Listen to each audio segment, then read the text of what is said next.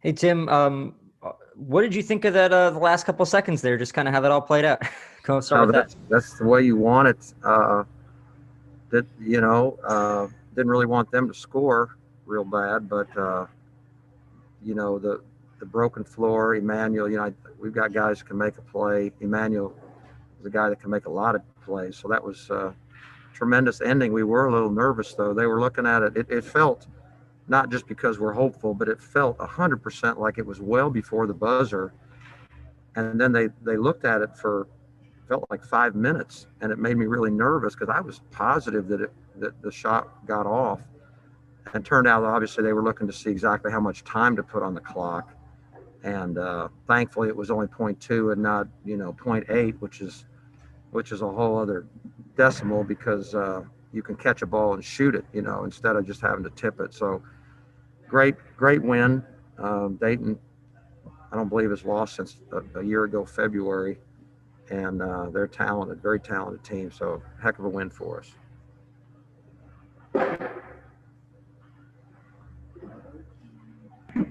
The next question is for Steve Lansdale.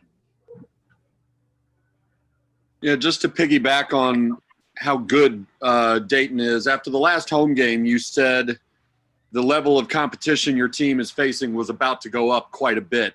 I was wondering if you could sort of quantify how significant this win is for your program, and also maybe what you learned about your group that you hadn't seen in the first 3 games against a different caliber of opposition. Yeah, well, first of all, I want to talk about Dayton. Last year, Dayton was one of the best 2 or 3 teams in America. I have so much respect for this program. I feel so badly for their staff and players and fans that the season ended early. I mean, we all hated to see it ended early. No one more than Dayton. No one had a more magical year than Dayton. And as I just mentioned, they had not lost. I think November 27th, 2 Novembers ago was the last time they lost one game, and that's pretty incredible. And these guys are back. Of course, they lost a first-round draft choice, of course, but the rest of these guys are back. I mean, these guys have won a ton of games. Um, so much respect. They're hard to guard. They're talented. They're tough. They're winners. I knew when it was 16 seconds to go. These guys are used to winning. They are. They've won a lot of games, and so for us to pull it out on their floor is just fantastic.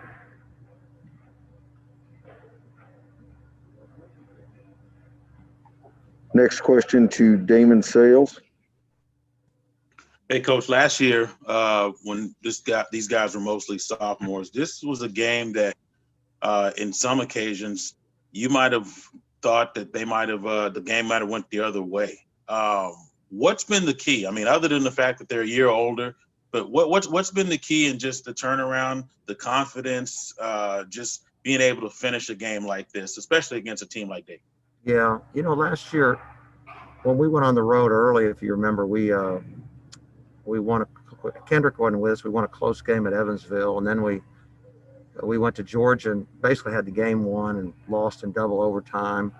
We won a close game at UNLV. We won a close game at Vanderbilt. So out of conference, we were able to win most of those, but close games, you can't. I mean, over the course of time, if it's a 1 or 2 possession games, you don't want to live that way. You want to be in control to where you're shooting free throws and they're fouling you late. But you're right. This team is got a lot more experience. Not everyone, but a number of guys. And back to the last question, I didn't really answer it. I have a lot more to learn about this team. We're figuring out what we're good at, not good at. A rotation. We got some guys I didn't play very much that I want to play. I need to play more. They deserve to play. At the same time, you can't just put guys in and out. Nobody gets a rhythm. So we have a lot of things that we need to answer. And unfortunately, so many of the games have been wiped off the board that you normally are doing this, including scrimmages.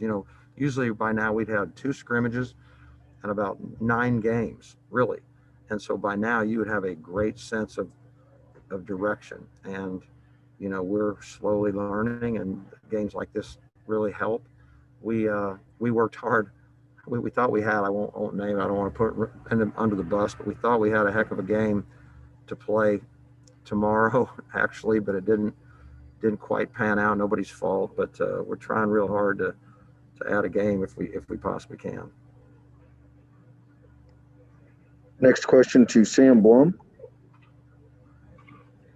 It seemed like maybe, especially early on in the second half, you guys were maybe struggling to get points in the paint, and then Kendrick came along and kind of took over. I mean, what did you kind of see from the way he was able to get you guys back in it? Yeah, I didn't think we played very well offensively, period. We had some stretches where we did, but I didn't feel like we were in flow, and give them credit for that. And us, we're partly to blame, but they're so big inside. They're huge, they're big guys, 270, 6'10", 270. Their four-man is 6'9", 240. They're really big in there, and their guards are really quick. But I thought that we could have had a little bit more patience and ball movement to move them around, to give us more opportunities. When we did that, we usually got a pretty good shot. But we certainly did not win this game on the offensive end. If you look at defensive numbers, they weren't that great either. We won this game on being competitors. And I'm telling you, that's the very best. Finding a way to win regardless of how things are going. Those are the best wins. Next question, back to Steve Lansdale. Emmanuel Bamba got the winning basket and finished with 19 points. And ever since you've had him, you've been talking about how many different things he does for you and how versatile he is. Would it be overstating it to call this something of a statement game in terms of him as more of a go-to option on offense? And where do you rank this among his best games that he has played for you? Yeah, well, that's a great question. When you ask me these multiple questions after a game, when my brain is fried, I sometimes can't remember all of them. So I'm going to do my best. And yes, it was a statement game. And he has had a whole bunch of good games for us.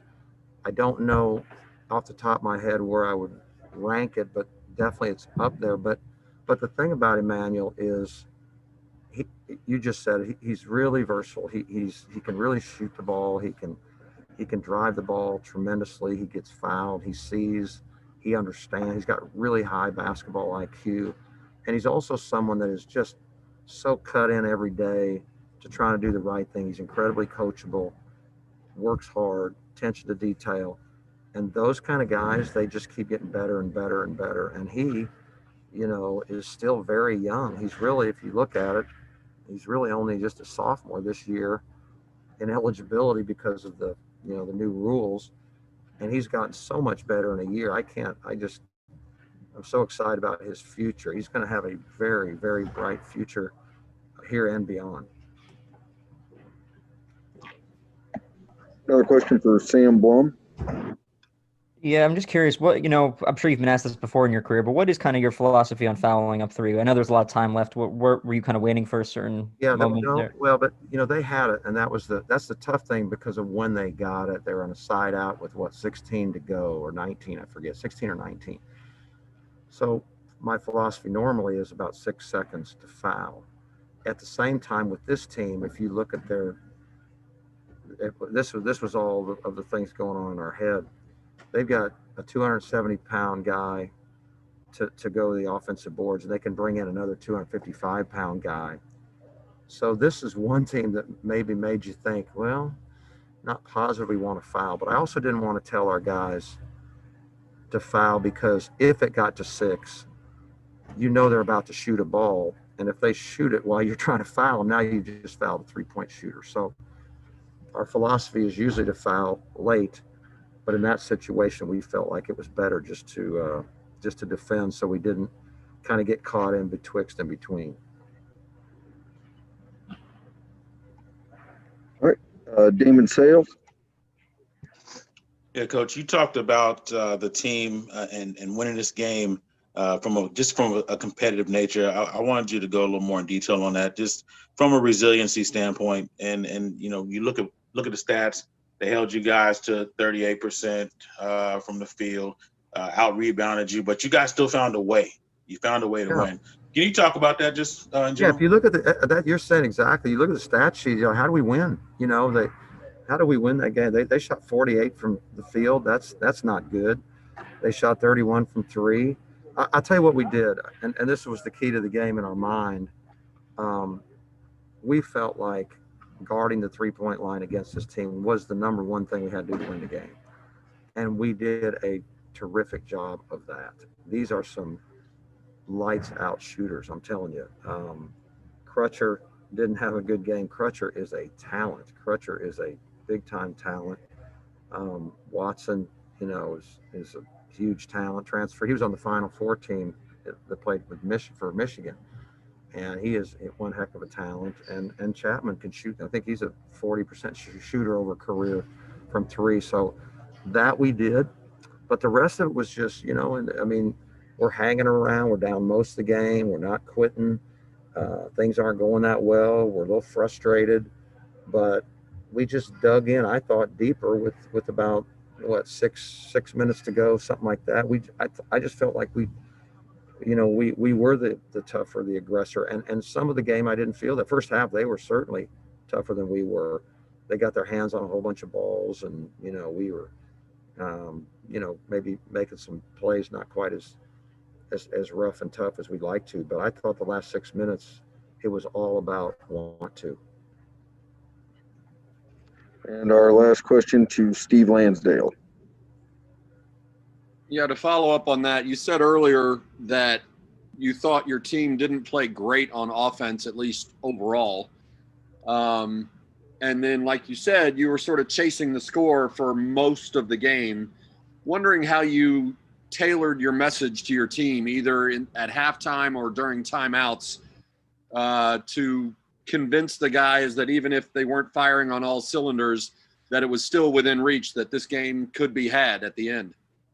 Yeah, we didn't have to do that. I mean, we were, at halftime we said, gosh, we should be thrilled. We're only down 5. I mean, we're so in this game and we haven't played well at all. And from an offensive standpoint, we just kept talking about making a play for someone else, not being, impatient on the offensive end. When you're playing really good defensive teams, you have to have more patience. The easier it is to score, the worse defensive team you play, the quicker you usually score. And this team is, hey, this is a rock solid team now. These guys they're all seniors. Every one of these guys is old, and played in a lot of hard games.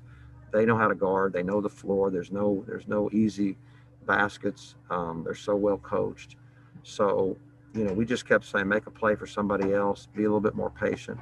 I thought we did better second half, but I still don't think we'll have to do better offensively for sure moving forward than we did today. But I'm not disappointed about it. It's early, and this is how you learn.